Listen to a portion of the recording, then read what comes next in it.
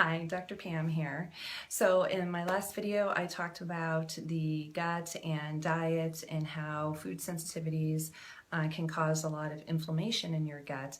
And the thing to keep in mind, especially about your skin, is that your skin is actually an external reflection of what's happening internally. So it's a really good gauge in terms of how you're doing internally. And if you notice that you have a lot of skin rashes or even acne, it's a sign that something is out of balance internally in your body. And that's where you can do all the topical things in the world, but they're really not going to make that big of a difference because they're not fixing the underlying cause. So today I'm going to talk about just some of the different diets out there. We talked about trying to identify your food sensitivities to see if you can figure out what your particular trigger is. And I'll give you an overview of some of the different diets out there and then what I follow, what I have found, what has worked for me over the years. So first of all, just in terms of diet, it's always changing. I've been tweaking my diet for 20 years now, trying to figure out what's triggering what. And sometimes things that didn't used to bother me start to bother me, and sometimes that has depended on my levels of stress or other things that I've had going on in my life. So with the different diets out there, you may have heard about things like blood type diet, low histamine diet, paleo diet, autoimmune paleo diet, vegetarian diet, vegan diet. And people start trying all these diets, and sometimes they help, or sometimes they help at first, and then they notice that they're not feeling well after a period of time. So what I do personally is I follow more of a paleo type diet, though I do include some grains.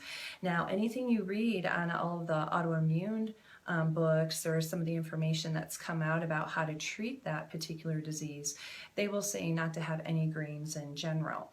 This depends on the person. Everybody is different. And the one thing that I want to emphasize to you is that if you don't feel well, don't do it. It's not for you. And that's the beauty of this medicine. This is individualized medicine. This is not a cookie cutter medicine. Nothing works for everybody. And unfortunately, it does take time. And you just have to be patient with that to figure it out.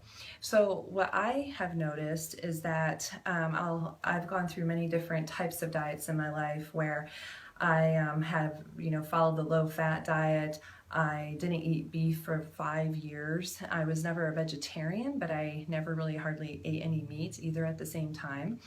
And I can tell you that's probably when I felt my worst because it was a very high grain diet. Now, I'm sorry if this offends any of the vegetarians out there. It's my personal opinion. But what I see happen when people follow a vegetarian diet is they tend to eat a very high sugar, high carb diet.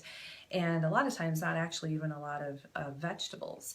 And when you have a high carbohydrate diet like that, it plays a huge impact on your blood sugar. And it sends you on this roller coaster all day long with your blood sugar levels. And what we're trying to do is keep your blood sugar real stable because that affects all of your hormones. And that impacts your cortisol levels, and that impacts how stressed your body feels. So I always think back to when I started to introduce beef back into my diet. I actually would have been in naturopath school at the time, and I just distinctly feeling like I came out of the clouds and I came back to earth, and I just felt very grounded. My skin actually looked better, which I always had found really interesting because the information at the time was that beef was bad, it's pro-inflammatory, don't do it. And that really had to do more with the quality of the beef that some of that research was on. But all those amino acids that you get in animal products, they play a huge role actually for helping your liver with detoxification and also helping your skin and helping your hormones to repair. The cholesterol from there, you need cholesterol. Cholesterol is how you make all of your hormones. So it's really important to have that in there, and it's a different type of amino acid than what you get from just a pure plant amino acid blend. So I understand people are vegetarians for different reasons, and that's okay. And as I tell people, you have to do what you feel most comfortable with, but this is why I do what I do.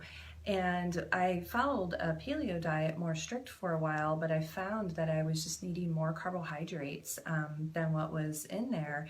And I was having to do so many vegetables that it was a little bit hard on my digestive system sometimes. Or if I was eating a lot of sweet potatoes and squashes, because they have a little bit higher glycemic index, they were impacting my blood sugar in a negative way. Or I found myself eating a little bit more fruit because it was quick and easy, and again, it was having a negative impact on my blood sugar.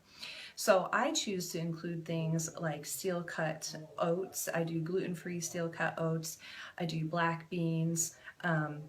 Occasionally I do some quinoa, and I don't do a lot. I mean, literally about a half a cup of it is what I measure out, and then I have that with my protein and then some type of vegetable, and I make sure I have some fat in there. I've experimented around with the blood type diet. For me, it didn't work because some of the foods on there that were recommended for my particular blood type, I couldn't eat because I was sensitive to, or my blood type was supposed to be a little bit better as a vegetarian, but I actually felt worse because I had a lot of hypoglycemia and blood sugar issues happening. So I just tend to feel a little bit better having more of the protein in there. There is, as I mentioned, an autoimmune paleo protocol, and it's pretty strict. You're taking out all the grains and nuts and seeds and eggs and dairy, and sometimes that's just too much for people to do at first. And when you're starting to explore any of these other diets out there, don't be overwhelmed by them. Just choose one thing. Sometimes just getting rid of one thing can decrease your inflammation enough that you're going to see some positive changes from that. And then really pay attention to how you feel. Your symptoms are your body's way of telling you what's going on. It's trying to get your attention and tell you something's wrong. So whether that be chronic ear infections, chronic sinus infections, skin rashes, diarrhea, constipation, even joint pain, brain fog, depression, all of these things can be triggered by an inflammatory diet. So don't give up, be patient with it.